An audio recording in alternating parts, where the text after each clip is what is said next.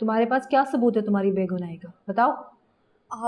आप जेली की वाइफ कुलसुम को बुलाकर उनसे पूछ लीजिए, और मोहल्ले में आप किसी भी फर्द से पूछ लीजिए। मुझे अभी कुछ ही दिन हुए हैं उनके घर आए हुए। कहाँ से आई हो बीबी? आसमान से गिरी हो क्या? घर वाले कहाँ हैं? बताओ, असल घर कहाँ है तुम्हारा? क्यों दूसरों के घरों में पड़ी हुई हो? वो मैं आपको नहीं बता सकती। तो फिर तुम्हें मुजरिम की साथी ही समझा जाएगा, क्योंकि उसने तुम्हारा नाम लिया है। मैं आपको बता चुकी हूँ ना, उसने मुझे फंसाया है। तुम्हारे बताने से कोई फर्क नहीं पड़ता, हमें सबूत चाहिए, और जो तुम्हारे पास नहीं है।